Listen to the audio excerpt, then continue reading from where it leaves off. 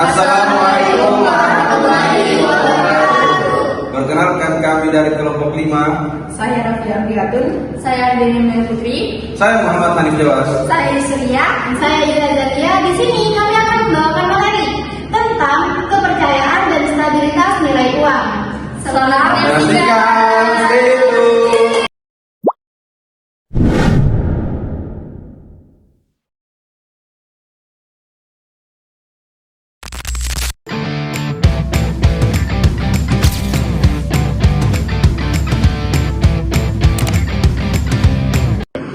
Uang kertas modern atau yang lebih dikenal sebagai uang fiat bergantung pada kepercayaan masyarakat terhadap pemerintah dan otoritas moneter karena nilainya tidak lagi dijamin oleh komoditas fisik seperti emas ataupun perak. Sebagai gantinya, nilai uang fiat ditentukan oleh kepercayaan dan keyakinan masyarakat sebagai mata uang tersebut dapat digunakan sebagai alat tukar yang sah dan stabil. Kepercayaan ini dibangun melalui beberapa cara, di antara lain yaitu kebijakan moneter yang bijak. Pemerintah dan bank harus mengelola kebijakan moneter dengan baik untuk menjaga stabilitas harga dan nilai uang mata uang. Yang kedua, pengawasan dan regulasi. Otoritas moneter harus memastikan bahwa sistem keuangan berjalan dengan baik dan aman, sehingga masyarakat percaya pada stabilitas keuangan. Yang ketiga, stabilitas ekonomi. Pemerintah harus menjaga stabilitas ekonomi seperti inflasi yang terkendali dan pertumbuhan ekonomi yang stabil agar masyarakat percaya dengan nilai mata uang. Jika kepercayaan ini hilang, maka nilai uang fiat dapat menurun dengan cepat, seperti yang terjadi pada kasus hiperinflasi di beberapa negara.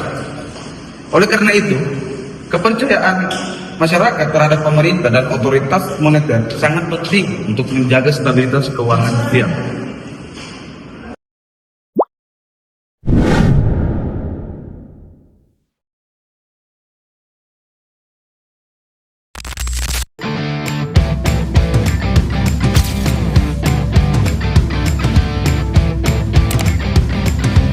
Konsep amanah dan keadilan sangat memengaruhi kepercayaan publik terhadap nilai uang karena amanah menanamkan prinsip tanggung jawab dan kejujuran dalam pengelolaan uang.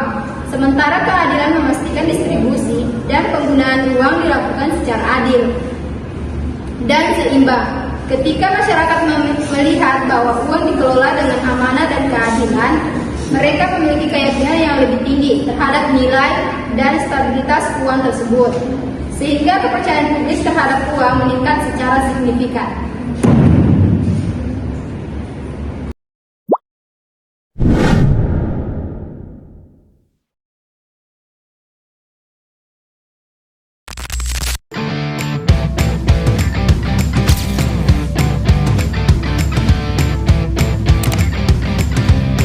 Yang pertama, inflasi merugikan kelompok berpenghasilan tetap. Ketidakadilan. Kelompok ini tidak memiliki kekuatan tawar-menawar untuk melindungi nilai real pendapatan mereka. Yang kedua, kekayaan berpindah secara tidak adil dari mereka kepada pemilik aset atau pihak-pihak yang bisa melindungi kekayaan dari inflasi seperti spekulan atau pemilik aset real. Yang kedua, kesenjangan sosial meningkat. Inflasi seringkali memperbesar kesenjangan sosial. Orang kaya yang memiliki aset seperti tanah, properti, emas bisa tetap menjaga atau bahkan menambah kekayaan mereka. Sementara rakyat miskin makin terpuruk karena harga kebutuhan pokok makin naik. Yang ketiga, zalim terhadap muamalah. Inflasi juga berdampak pada kezaliman dalam transaksi muamalah seperti 1. Utang piutang jangka panjang. 2. Tabungan dan gaji. Keempat, pengganggu keadilan ekonomi dan stabilitas sosial. Salah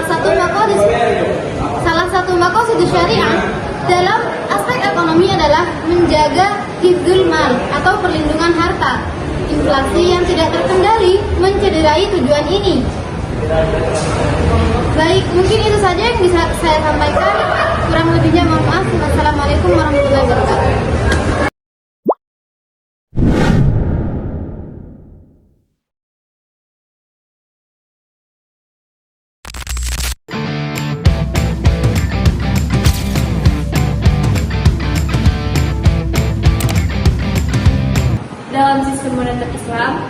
Stabilitas nilai uang dijaga dengan menjadikan uang berbasis aset real seperti emas dan perak, melarang menciptakan uang dari utang, serta menyeimbangkan jumlah uang beredar dengan aktivitas ekonomi nyata.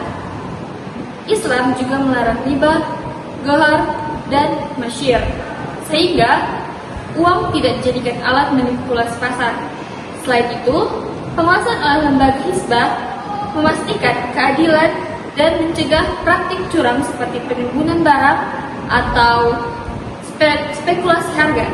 Dengan demikian, sistem moneter Islam mampu menciptakan kestabilan ekonomi dan menjaga keadilan dalam peredaran uang.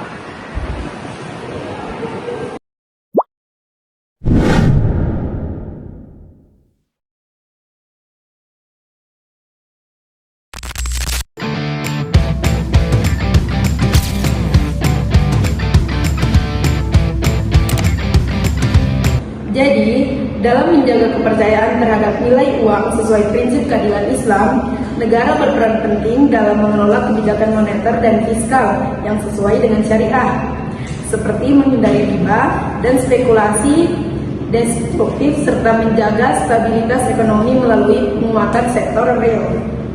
Negara juga bertugas menyeimbangkan mekanisme pasar agar tercipta keadilan sosial dengan mengatur distribusi kekayaan secara adil, menghindari penimbunan kekayaan, dan mendorong investasi yang bermanfaat bagi masyarakat luas.